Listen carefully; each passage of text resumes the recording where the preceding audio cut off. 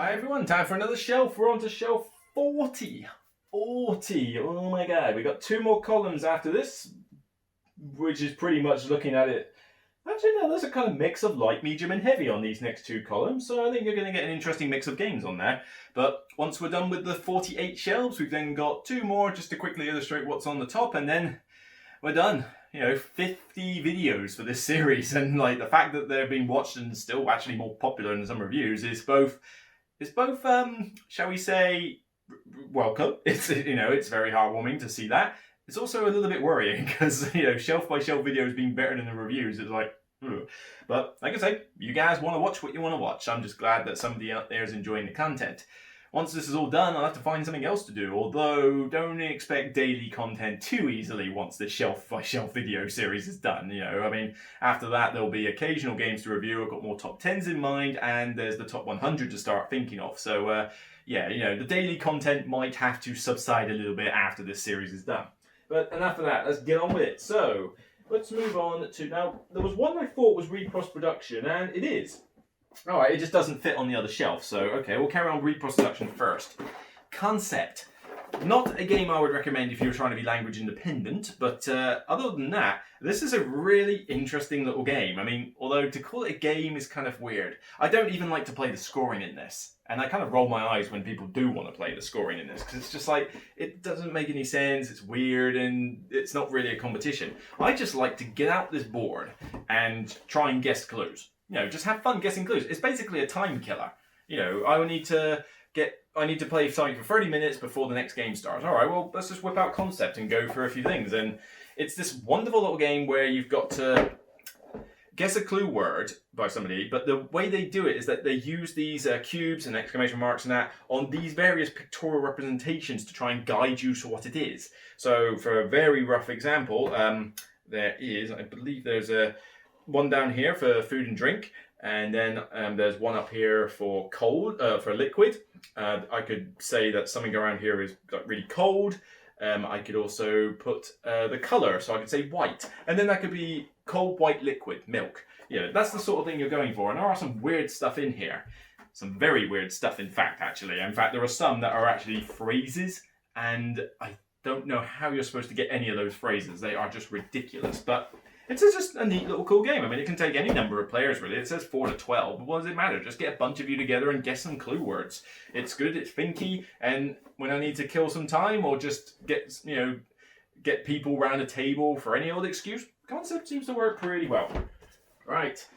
Here's a darling of mine. How many times have you got sick and tired of me raving on about this one? Coffee Roaster from Sashi DLP Games and Stronghold did this particular version. However, the original was a Korean one, which I no longer have now. I have traded that one away, and to be honest, tomato, I could take either one. I mean, both of them have got slightly different cosmetic differences, but for the most part, it's a pretty straightforward game, and I quite like the more serious aesthetics that this one puts on. I mean, yes, the rulebook in the original was a bit better, but I kind of already knew how to play the game anyway. And once you've got the rules down to this, you don't really need to remember too much else. But Coffee Roaster was this fantastic solo bag building game, get it right, where you're making a coffee. You are roasting a coffee. You have a board where you can choose how long you want to take. Your bag gets filled up with a bunch of tokens depending which coffee you're trying to make. There's a whole booklet of things. And then you grab tokens out of the bag based on how long you're spending with the roasting, and you do what you need to do with those tokens. You'll trade some in for more tokens out of the bag. You'll convert some into others. You'll level up the beans because you need a certain rating of roast. Like, is it a dark roast, a light roast? Does it have flavors? Does it have extra bits in it? And then once you're ready, you basically move on to phase 2 of the board and then pour the coffee out. You draw 10 tokens, one at a time from the bag. You put them in the cup. You've got a little bit of wastage you're allowed, but only so much. And the idea is that once you've got that cup filled with the 10 tokens, you use that to gauge how well you've done. So it's basically a did I do well this game type thing. It's not like an objective win or lose. It's a case of, well, here's the coffee. How good was it? And I'm starting to get more into coffee lately, actually. I've been drinking instant coffee for a fair while, just as like an extra bit to have coffee. But I do respect a decent made coffee. And I've gone caffeine free now, so I only drink, well, caffeine low. I only drink decaf and just decaf and under. So I'm drinking herbal teas and decaf black tea and decaf black coffee. But what I do with the coffee now is that I bought myself a coffee grinder, manual coffee grinder with an AeroPress or whatever it is, and I've got some coffee beans, and I'm just testing out making coffee that way. And so far, it's interesting. I mean, it's a bit of a faff to have to go grind all the coffee beans, then pour it out, get the powder and put the water in and all that lot. But with a bit, the coffee does taste nicer than instant coffee. Is it that much nicer that it's worth the effort? I don't know, but I've got it now, and I suppose I just need to try out different coffees. Of course, there's only so many bean varieties of coffee you can get in decaf form. And I know some of you out there are probably going, like, you know, getting out your pitchforks and crying out heresy for the fact that I only drink decaf coffee. Stupid fat habit! It ruins it! Anything that gives you a splitting headache when you stop having it for a while can't be good for you. And when I worked in an office, I was drinking far too much caffeine. I'm tired a lot of the time. Because of my lifestyle, I need to find ways to do that without the use of caffeine. Maybe go to bed earlier. Not that that ever happens. So, let me back. Where we go? Let's see. This one is, I don't know how long this will stay in the collection for. Sherlock Holmes Consulting Detective. We're moving on to Space Cowboys now, and this is the reprinted one, the Thames Murders and Other Cases, so like the base set, and it is a beast of a game. I mean, this one is a huge, heavy deduction game with booklets and a giant map and a little like logbook. And the idea is that it gives you the case, and then a bit like a choose your own adventure book, you go to a different location, read a paragraph of text, and figure out the clues. And when you're ready to figure out the answer, you then turn to the back of the chapter, you read out the question, see how much you can answer, and then the snotty-nosed Sherlock decides that he tells you exactly how he solved it in about 5 seconds.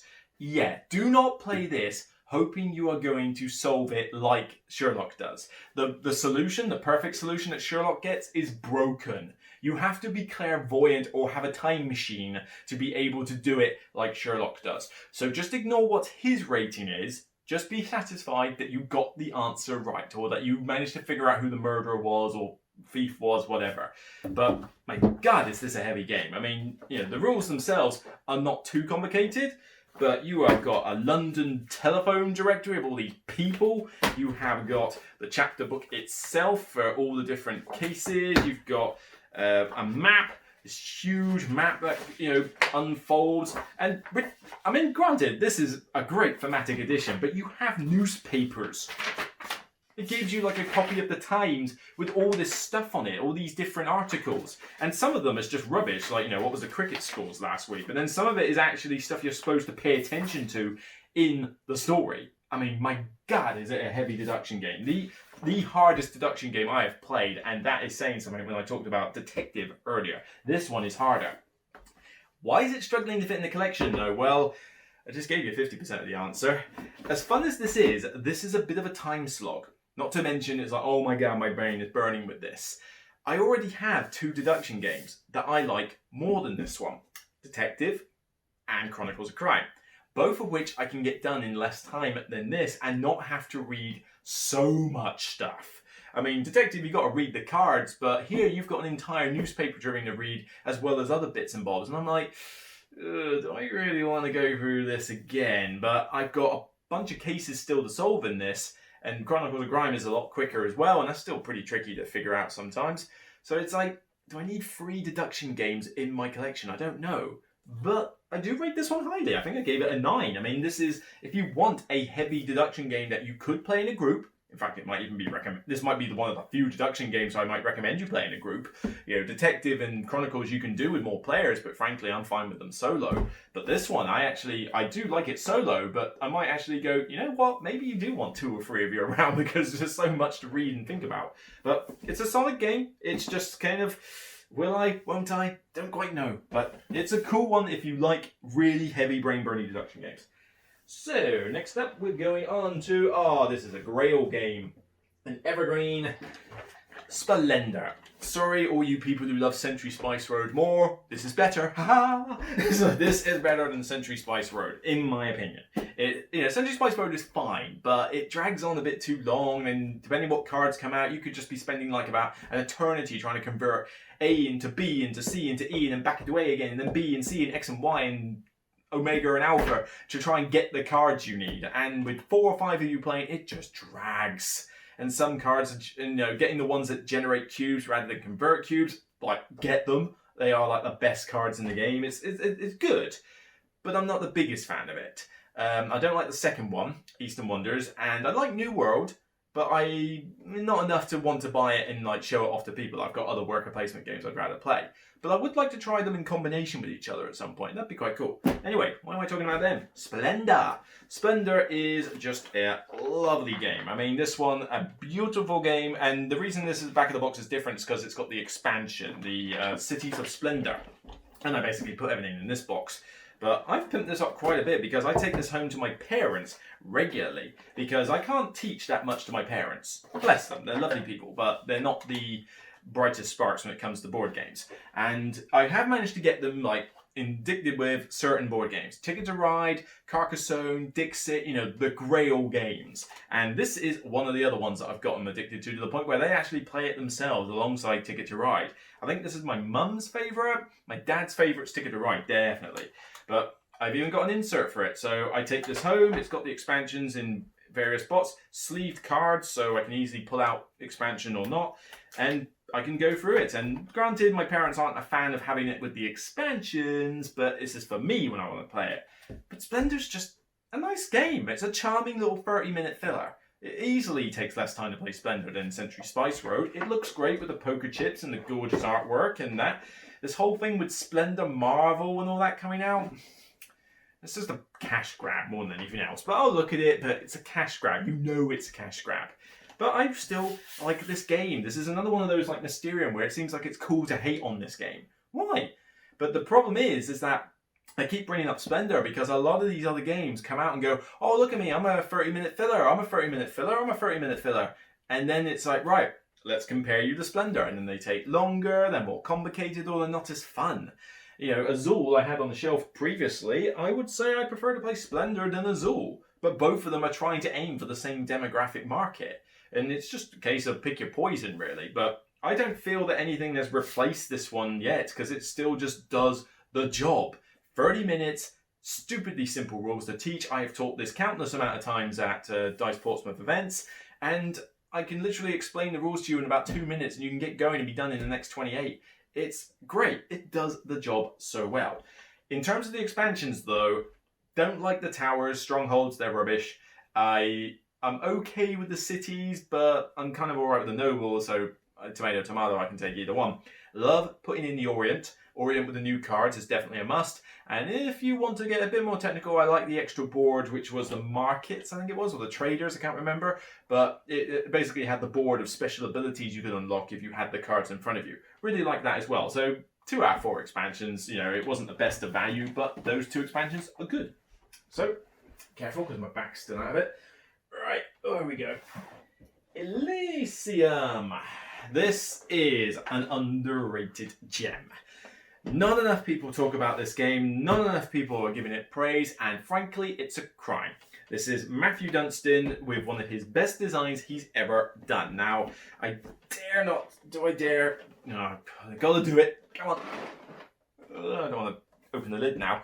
But this game is fantastic. I mean, you are building up a tableau of cards, and it's mostly set collection in a sense. You know, you've got to get like all the same number or put them in order and that. But this has cards with lots of different special abilities that you can trigger off either at the end of the game, during a game, when you put them underneath your board. Because when they're above your board, you get the abilities, but when they're below your board, they then count for points and end-game scoring. So it's got that whole value of the kings thing that I like, where you've got to decide at what point are you going to put the cards down below, because there's only so many opportunities you can do that. Again, love that in games. But what really makes this one tense, you've got different gods that you can pick. And they've got different types of cards, so you'll have a different setup each time if you want. But even if I just stuck with the base set, the drafting happens with these 4 pillars. And so with those pillars, you essentially have the cards, and their cost requirement requires you to have those pillars in front of you. Red, green, blue, yellow. And the idea is that every time you take a card from this in like second central market everybody can pick from, when you take a card, you have to get rid of one of your pillars. Not necessarily one that you acquired in order to get the card, though.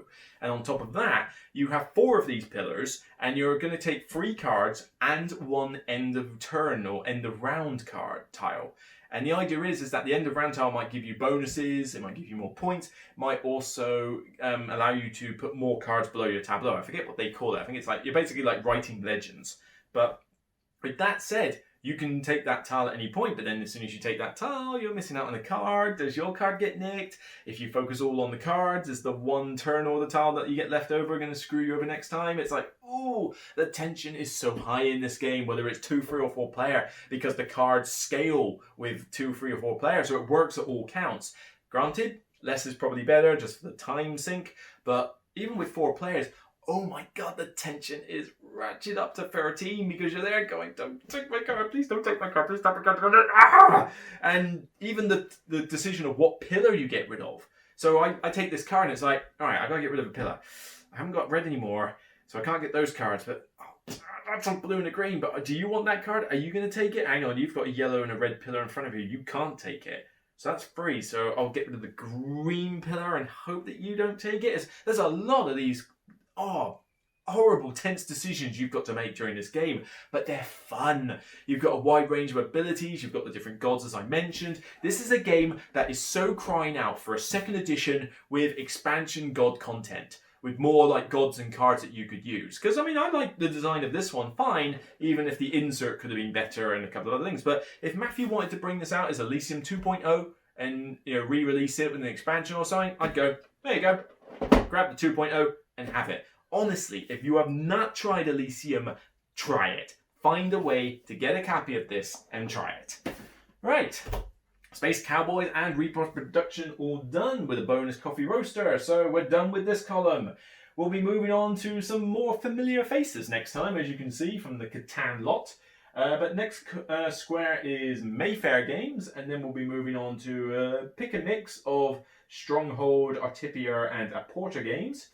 Then we're going to move on to Hutch and Friends, is what they call them. I think that's how you pronounce it. And then Yellow Games, i.e. LLO. So there's a good mix of light, medium, and... No, there is a heavy game on this shelf. So yeah, bit of a mix for you. I'll see you then. Take care.